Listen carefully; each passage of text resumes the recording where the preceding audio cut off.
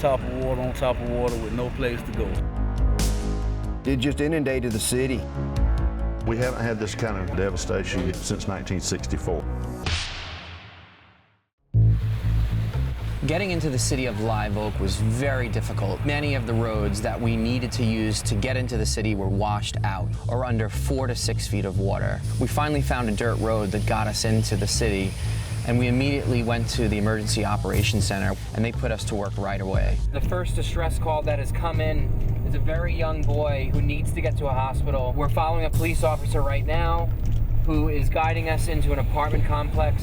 We didn't have much information except that the apartment complex was surrounded by water up to 8 feet deep.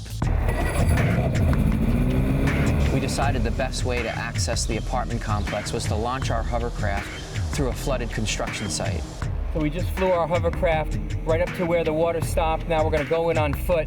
And what we need to do is we need to get this young boy, get him in our hovercraft, and get into the ambulance so we can get to the hospital.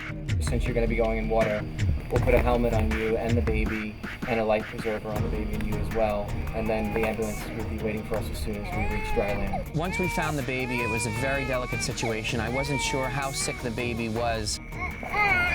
Today he's just been real fuzzy. He's been running a fever, 102.7. Launching a hovercraft into the darkness, into floodwaters that we can't even see ourselves. It's a very challenging situation. These guys here will take care of you. When the young mother with the 1-year-old baby turned and began to walk away from us towards the ambulance, the baby looked back at me, and I knew that all the challenges we faced was worth it. The next morning, we responded to a 911 call to rescue a couple that was trapped in their home.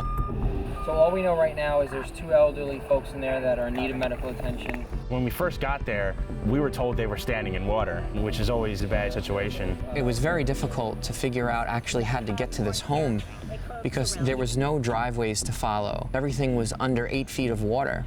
You should be able to go in here, pull in, and pull right in front of their yard. There's always a little bit of concern going into a situation like that. You have to go based off of somebody's word of the area you're going into.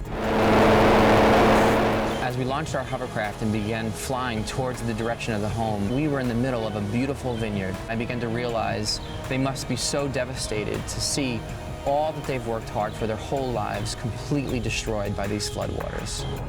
The husband and wife were waiting for us on the front porch. It's amazing to me to see the fortitude of these people who lose so much.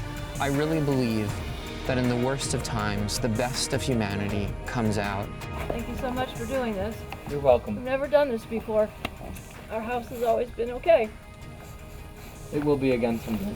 When a community goes through such a terrible situation like this, and they see lives being saved, it gives them hope that they're going to make it and things are going to get better. One of the unique dangers of working around Live Oak were deadly predators who may have been flushed into the floodwaters. Better watch out. You could run into anything. I've seen gators in the Suwannee River 12 feet long. Gators were very much in our mind when we responded to a 911 call to check out a tractor trailer that was submerged under 15 feet of water. We didn't know if the driver had escaped or if it was still filled with cattle. Standing on the roof of the vehicle, we used our underwater camera to check out the cab and trailer, knowing one wrong move could drop us into the water where we may face unwelcome wildlife. Okay, I have a view of the steering wheel. Good, we should be clear. No one should be in this truck.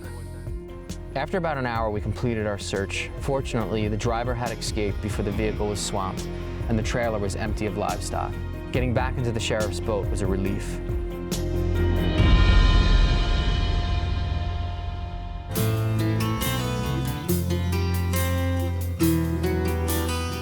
Because the flood that happened in Live Oak wasn't simply because of rivers rising, there really wasn't anywhere for this water to go.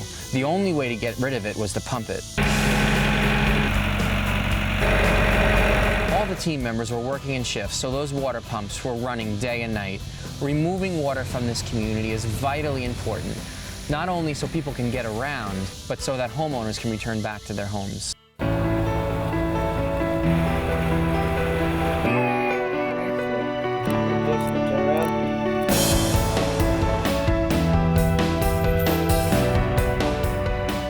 The last few days have been completely exhausting. The team has had very little sleep, and the thing that keeps us going is the fact that we know people need our help.